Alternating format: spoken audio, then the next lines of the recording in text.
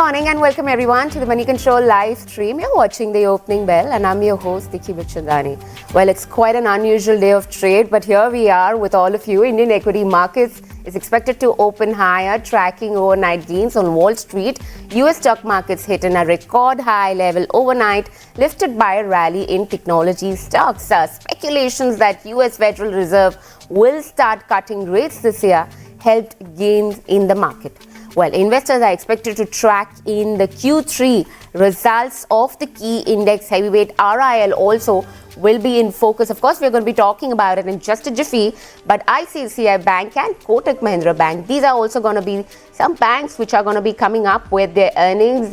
Reliance Industries has put up a decent Q3 show. Banking's expiry today and Nifty is on Tuesday. FIIs, they've sold shares worth around 3,689 crore and DIIs have bought shares to an extent of 2,638 crores.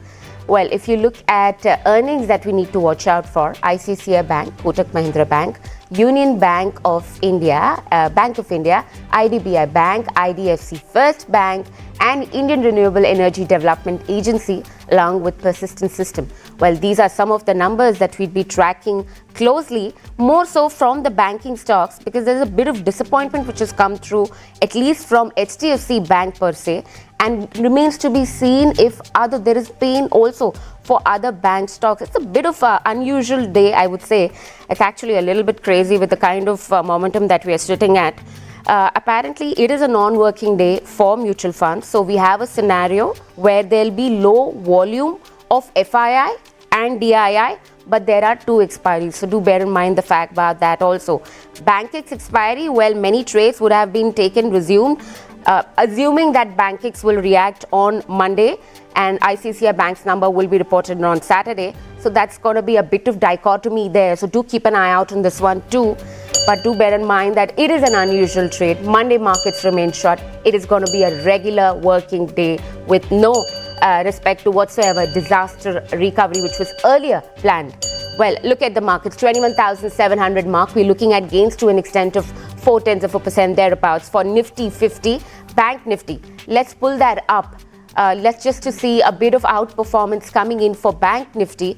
Well, it is a good start to the day, 6/10, or let's just say 0.75% of gains coming in for Bank Nifty index overall. Mid-cap index and the small-cap index, well, the outperformance continues. Clearly, mid-cap index is to an extent of close to 1%, and small-cap index too. A bit of rally seen, well, 0.75% thereabouts for small-cap index too. It's clearly a good session of trade today. The markets have set the stage for Ram Mandir opening. It's going to be an event which the whole nation will be watching.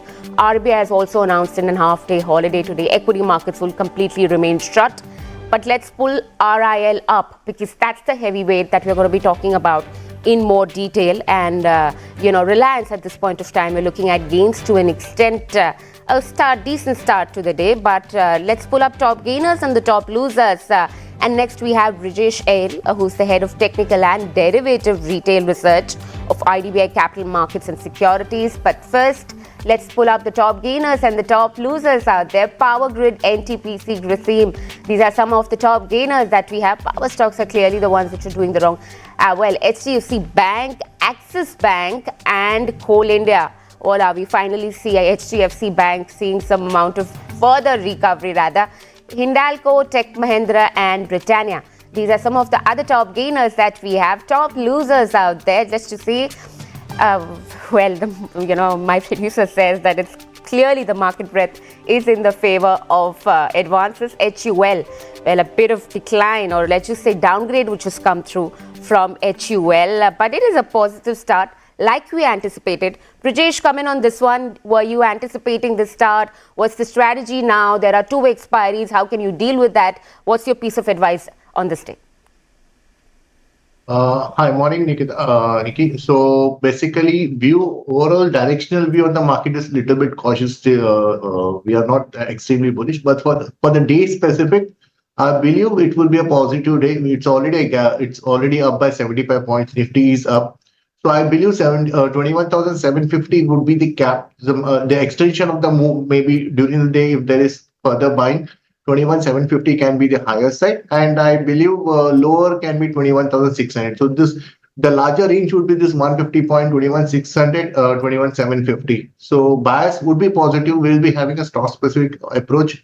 Bank Nifty, bank, there is expiry, but then if you look at the chart pattern for the day, I think it can be a slight short covering can be there. Bank Nifty may move those above 46,000 is what I believe. Individual stock specific, I think we should be taking a long ideas from the intraday point of view. Directionally, as long as 47,000 is not taken out of the bank Nifty, I don't believe there will be any change in trend. And it's too early to comment, but then in the near future, post this monthly expiry, there is a probability that bank Nifty may come lower. So we are cautious on the market. 44,500 would be the directional view for the bank Nifty. Whenever it bounces back to 46,000, 46,500, this would be the range where again, if somebody is having a long position, should exit the long position and should stay away. Or maybe somebody wants to take risk and go short in the market at those price. Brijesh, I'd want to check with you two things essentially. It is expiry day also. You're looking at expiry coming in today. That's a bit of banking especially because most of the traders would have taken a position thinking that ICICI Bank will be reporting in the numbers today. There will be some set of clarity which will emerge per se for the banking sector. And Monday, that's going to be essentially where the trade-off could have happened. But now with Monday being an holiday, how are you looking at this development? How can one strategize this? And also your call coming in on RIL, which is of course the index heavyweight, which is also reported in the numbers. So basically, if I look at the Bank Nifty option chain, so there were the positions in the call option which are getting unwinded. So definitely, I believe there would be some short covering. As and when this 46,000 is taken out, there would be a sharp rally from the intraday perspective till the levels of 46,500 in the call option. There is a long build up. So previously, there were a lot of call writing.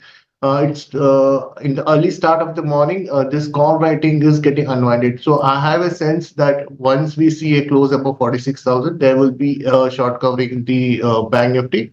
For the day, I think it can be the bounce can be seen. Coming back to Reliance, so Reliance is looking good on chart. There was a rally over the last couple of days before the result. And today, post result, this after the result, there is a slight some marginally down, but then the bias is positive. The breakout was seen from the level of 2650. So as long as 2650 doesn't is broken down, the bias will stay remain positive. Maybe 2800 on the higher side and 2650 on the lower side. This can be the probable range for the Reliance. I'm not having any extreme buy setup right now, but then the trading opportunity might be that 2800 can be kept on the watch list.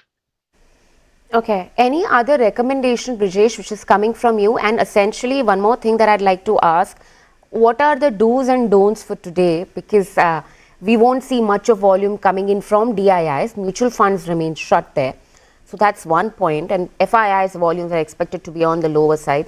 So the do's and don'ts on the special Saturday special trading session that we have according to you? It's very clear. So what one can do is like we can look for the sector specific. If I can see the sector data, so I think mid caps and the media stocks are rising. There are energy stocks which are rising.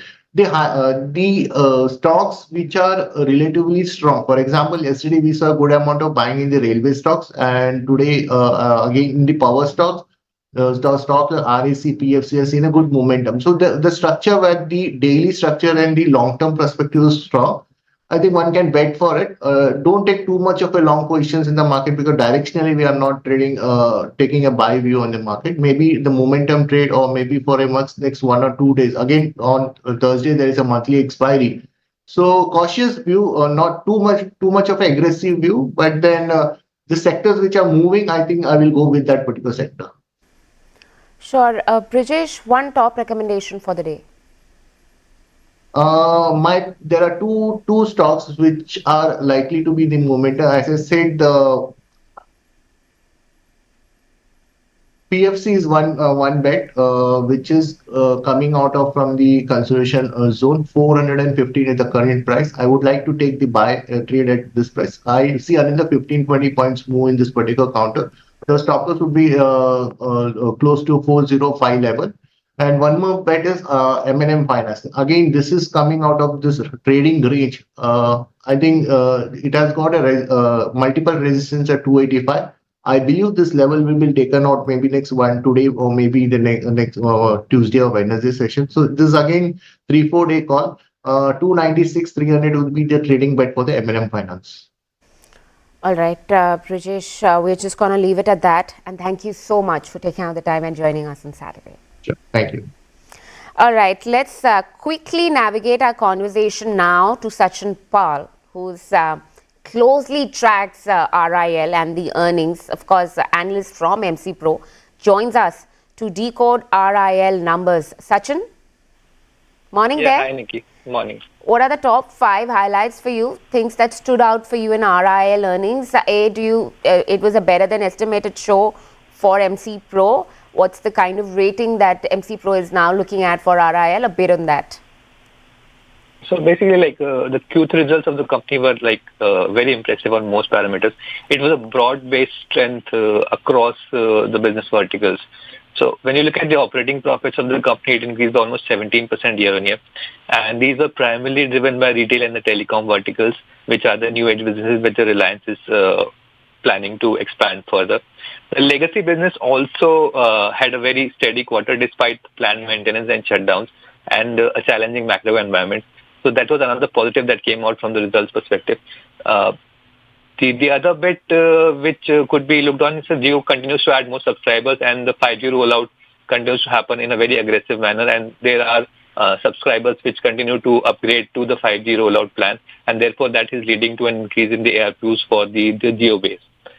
The retail business, if you look at that as well, that continues to expand on a very aggressive path, and that is charting out at its own territory. So these were the broad key highlights from the results. All right. Anything apart from this that stood out for you? Perhaps, of course, Money Control is owned by RIL, but RIL has also reported in the slowest investment capex in 2 years. The company also has pointed to the completion of 5G rollout, which is perhaps the quickest unwind in investment cycle in 2+ decades of RIL's history. How are you looking at these two developments put together? So on the Jio vertical, actually, there has been a very rapid addition of subscribers as well. So the key highlight within that is the year-on-year data usage, data consumption witnessed a very strong jump of almost 31% year. So that indicates there is a very rapid adoption of 5G that's going on, and also the FTTH services which the company is providing is gaining a very strong traction across the industry. Not just some pockets, but it's across the rural markets, the urban markets as well. And also on the specifically on the legacy business, which is the oil and gas business, it reported the highest ever EBITDA for this quarter actually, and this was mainly driven by the upsurge in volumes for the KG-D6 basin. So that really had a very, very positive impact on the legacy business as well. So if you look at the overall perspective, the new age business as well as the legacy business, both seems to be on a very strong footing overall for the business. Sure. I mean, the gas production clearly, like you've pointed out, oil and gas segment has posted in the highest ever EBITDA. That's the key highlight that stands for us. But gas production otherwise also have driven the earnings beat coming in for the company. And it has to an extent more than offset the impact of major refinery maintenance. How about the debt for the quarter, Sachin, in that case? So the debt has been very stable. In spite, the company actually incurred a capex of almost 30,000 crores, but the net debt continues to remain very, very stable for the business because the business is generating a lot of operating cash. So that really gives a lot of cushion in terms of planned investment for the business. So that remains on a very stable footing as well. All right. Any other highlights, Sachin, that stands out for you for RIL? I'm sure we will not have a rating per se. But otherwise, even if you look at the EBITDA per EBIT, if that's the metric for capex, essentially has fallen to an 8-quarter low. Is that a bit of worry for now for RIL? So the only worry probably is like from the macros perspective, the oil prices have been under pressure for quite some time, and that really continues to have some bearing on their the OTG O2C vertical. Also on the polymer prices continue to remain very muted, and the demand on that segment is muted. From a financial perspective, that is expected to remain range bound for the time being. On the positive front, the retail footprint and the retail expansion continues to remain very, very strong.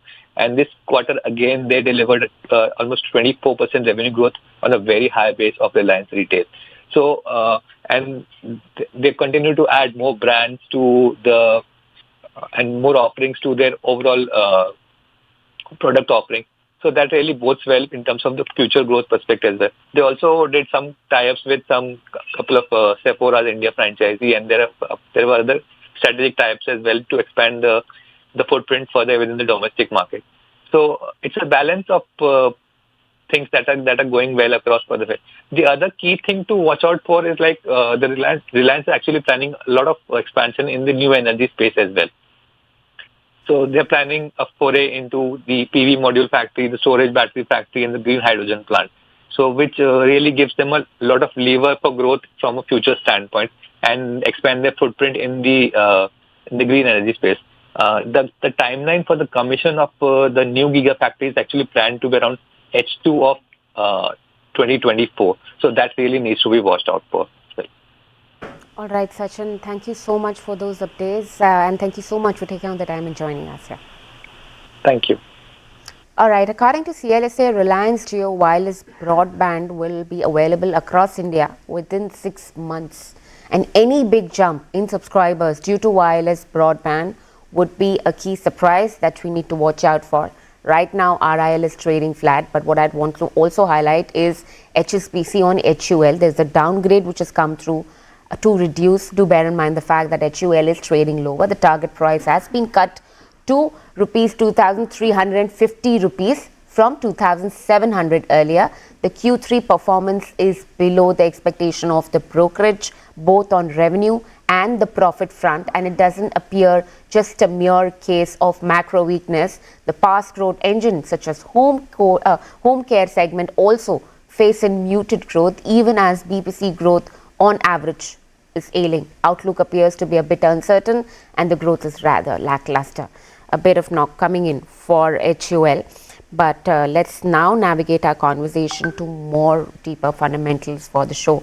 Aishvarya Dadheech, who's the founder and CIO from FIDENT Asset Management, joins us there. Morning, I hope I've got the name right, and thank you so much for taking out the time and joining us for the Saturday special show. I'd want to understand, how are you looking? When was the last time this happened? That's the first thing that anybody would think. And B, what are the do's and don'ts according to you that you think investors or the traders rather would want to keep in mind while trading in a session like this? Sure. So good morning. Good morning. And I would say it's a rare day where we have seen market is on a full throttle on a weekend. And obviously the one thing one have to be aware is that we will not have the full volumes today, because a lot of those market participants will not be there in the market, so the volume will be relatively low, and there would be I would say some more pronounced impact on stock prices because of lower impact. So one has to be watchful for today's sessions. But if we really look at the last week which has gone by, we have seen a good amount of volatility. And we expect that, this week will more or less reflect what this year will be there for investors.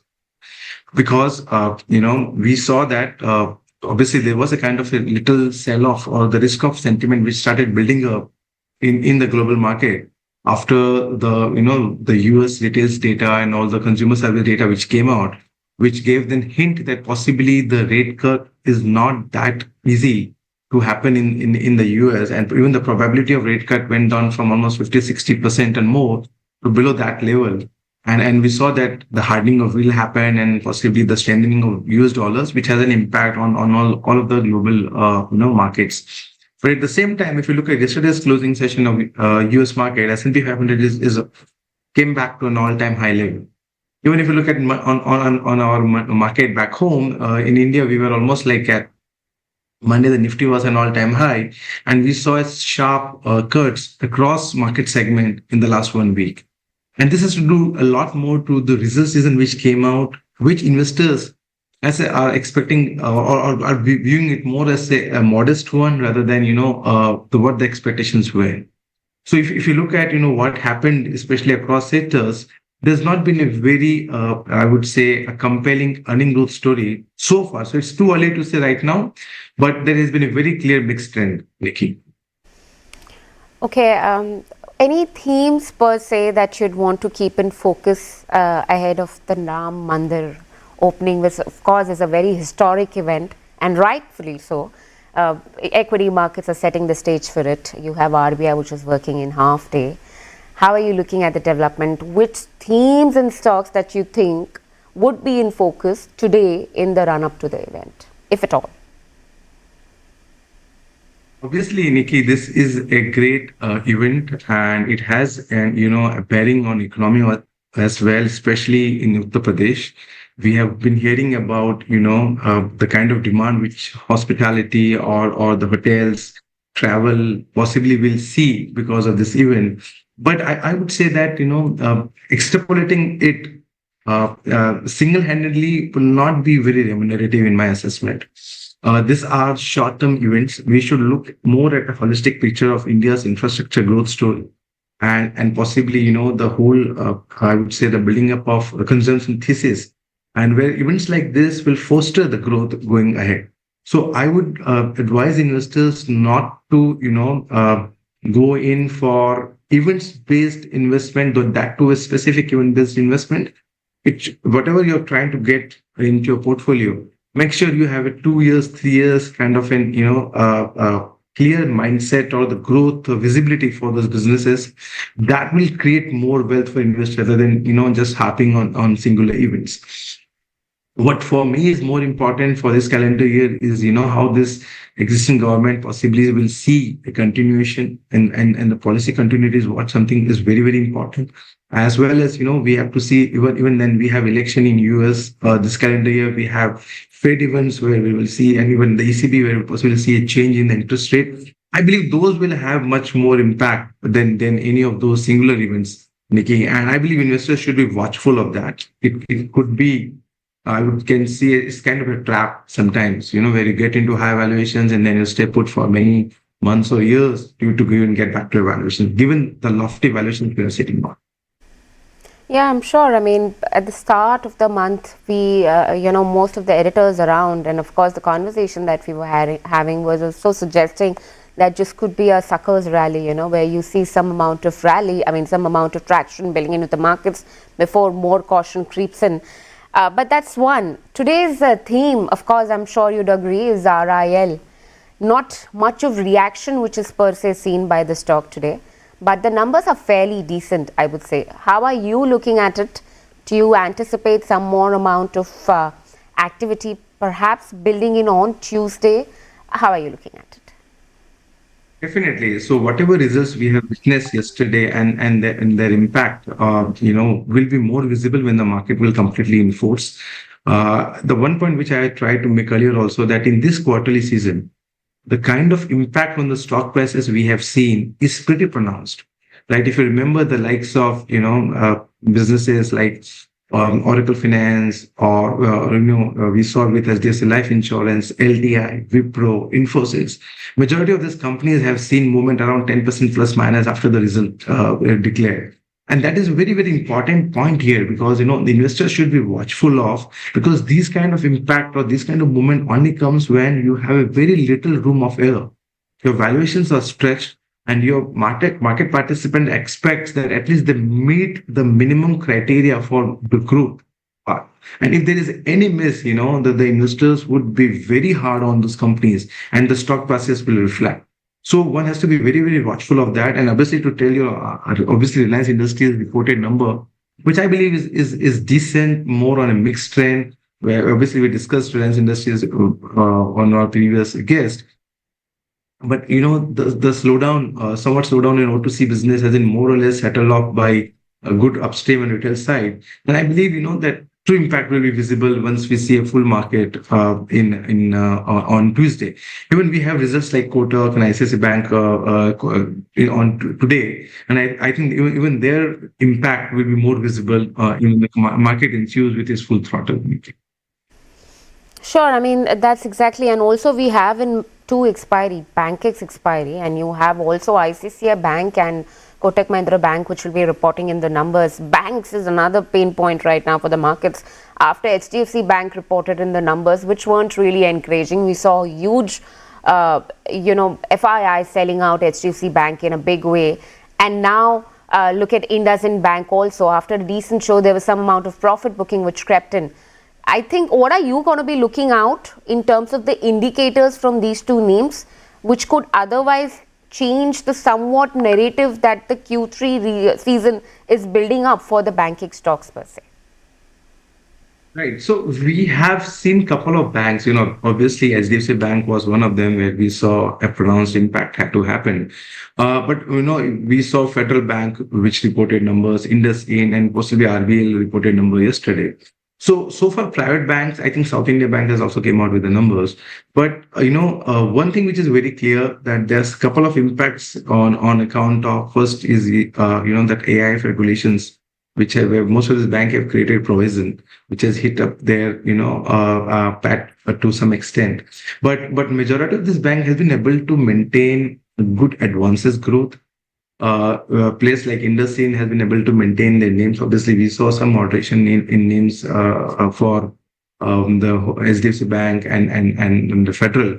But overall, I would say the story is not that bad given the advances growth and NIM protection, because we are aware that the cost of funds are rising up, and so those banks who will be able to mobilize their credit into more high-yielding assets, possibly will be able to maintain the show. What I'm really excited about for this, quarter result is how the PSU banks provides results, because we will have one element of, treasury income, which will be much higher for PSU banks. And I believe the credit growth part of them will be more or less in line with what major of these private banks are offering. So I believe I will be really watchful out for PSU banks for this quarter. And then possibly we'll take a call that, how this banking assets piece has done. When I go to a segment which are non-banking, NBFCs, not much, many have reported numbers so far, but that is also a segment which would be very, very catchy to take a call. I believe, overall, we expect that, the NIM moderation, the rising, credit deposit ratio, and it will possibly have an impact on these banks in the coming quarters. And if you have a 2 to 3 years quarter, the only thing which I would strongly look at is how the credit cost will pile up for the next 2-3 quarters, and obviously on how the strong liability franchise our bank will be to manage their names and the other areas. So overall, we're very, very comfortable at banking as a space. I believe this quarter we will get, after whatever the movement of prices we have seen, this quarter is providing opportunity in some of the banking names, which investors should capitalize on if they have a 2-3 years view going ahead. So that is what it is. Obviously, the trend will be clear when you see ICICI, Axis, and Kotak to really see or to take a call about how the banking sectors will look like in the coming quarters. Aishwarya, any banking names that you like? HDFC Bank, ICICI, Kotak Mahindra, SBI for that matter, in the pecking order based on the valuation, based on earning outlook, any parameter that you are looking at? So, we are in for ICICI Bank. I believe ICICI Bank is pretty consistent over the last 6-7 quarters. And that is what I believe should be the largest allocation. So coming back to HDFC Bank, I believe the biggest thing which supports us today is valuation.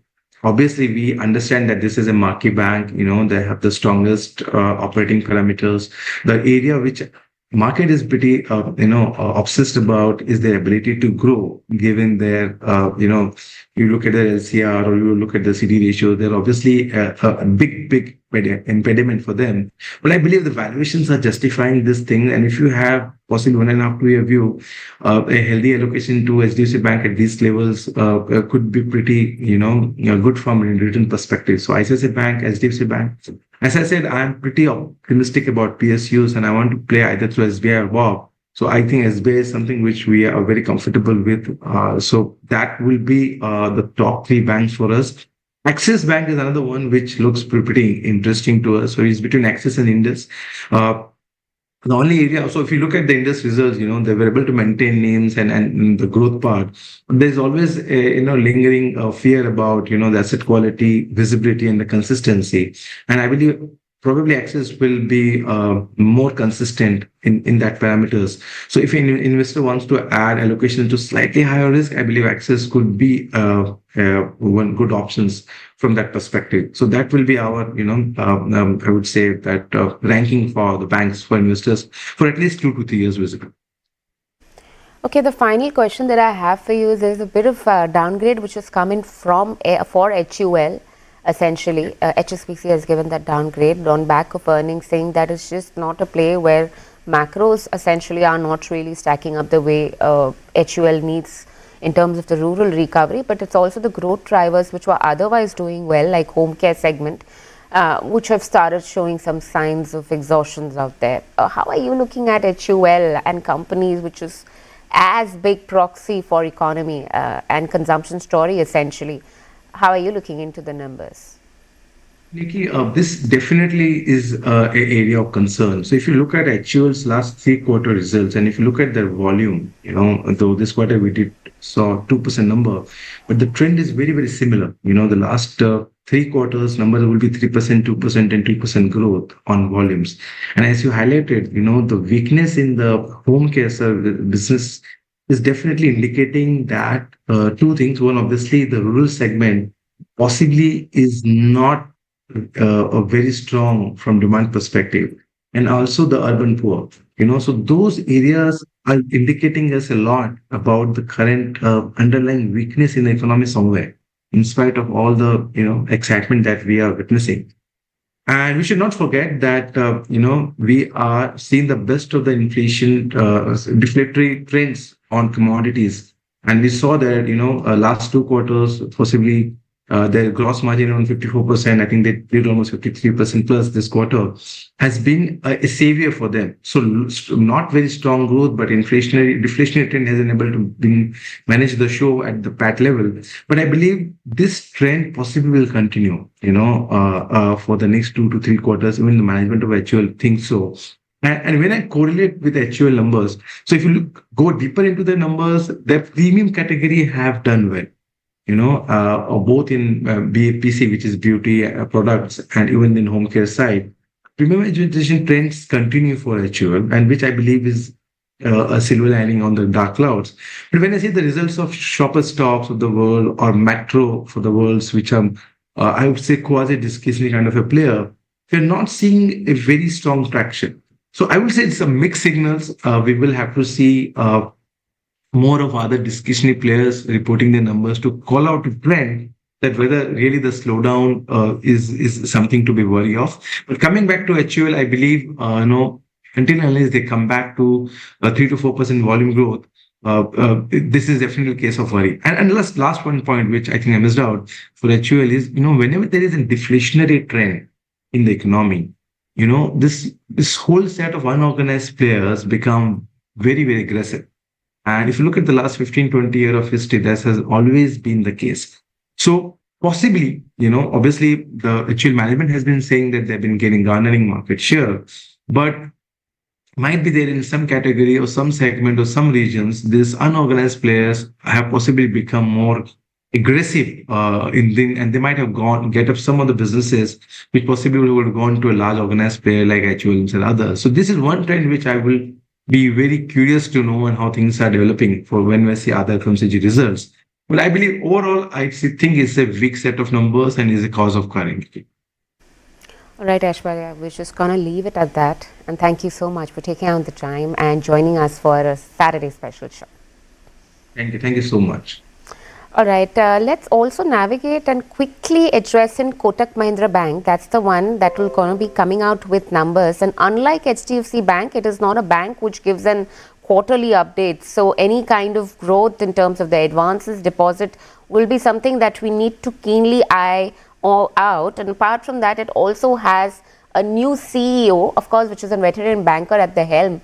That also is something that we need to watch out for. This is going to be the first earning per se under the new leadership that the bank has. Remains to be seen how does that stack up. But overall, it's doing well in trade today. Almost 0.4% clocked in for Kotak Mahindra Bank. It is a good session of trade, and I hope you've had a good one too. Volumes are expected to remain to an extent a bit low. Monday is going to be, markets are going to be shut for trade. But with this, it's a wrap. And goodbye from the entire team who puts this piece together.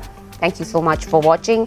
Please do post your feedback for us in the comment section below. Follow us on the link at the bottom of your screen. And for rest of the updates, stay tuned into moneycontrol.com and Money Control app.